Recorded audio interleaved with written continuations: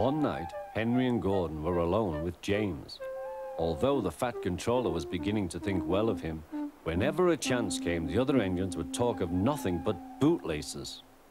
"Remember the time one had to be used to get you out of trouble, James?" they would tease.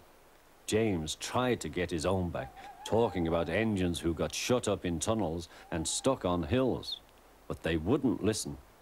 "You talk too much, little James," said Gordon. "A fine, strong engine like me has something to talk about. I'm the only engine who can pull the express. When I'm not there, they need two engines. Think of that. I've pulled expresses for years and have never once lost my way. I seem to know the right line by instinct."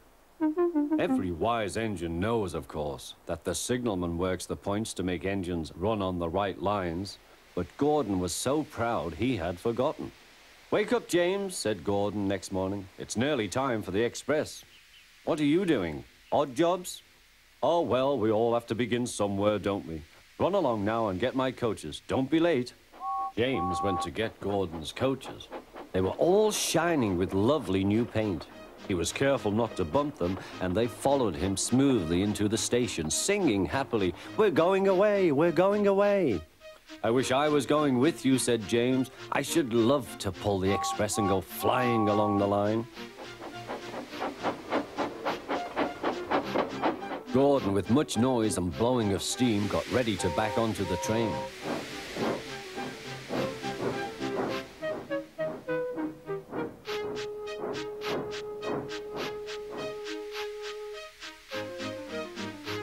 The Fat Controller was on the train with other important people, and as soon as they heard the guard's whistle, Gordon started. Look at me now," he puffed, and the coaches glided after him. "Poop, poop, poop, poop, poop. Goodbye, little James. See you tomorrow." James watched the train disappear and then went back to work. He pushed some trucks into their proper sidings and went to fetch the coaches for another train. James had just brought the coaches to the platform when he heard a mournful noise.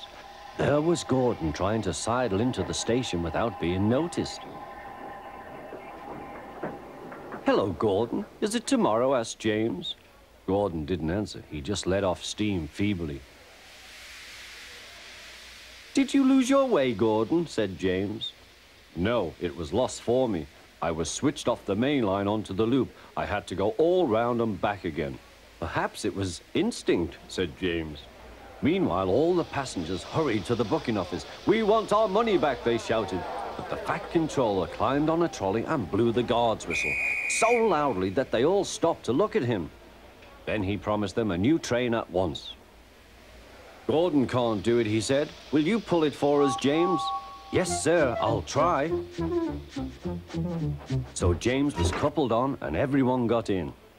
"Do your best, James," said the Fat Controller. Come along, puffed James. You're pulling as well, sang the coaches.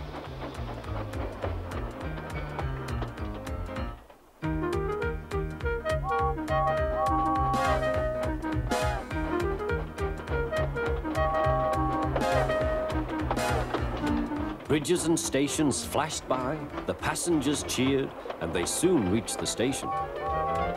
Everyone said thank you to James, and the Fat Controller was very impressed. "Well done," he said. "Would you like to pull the express sometimes?" "Yes, please," answered James. Next day, when James came by, Gordon was pushing trucks. "I like some quiet work for a change," he said. "I'm teaching these trucks manners. You did well with those coaches, I hear." "Good, we'll show them." And he gave his trucks a bump. James and Gordon are now good friends. James sometimes takes the express to give Gordon a rest. Gordon never talks about bootlaces, and they are both quite agreed on the subject of trucks.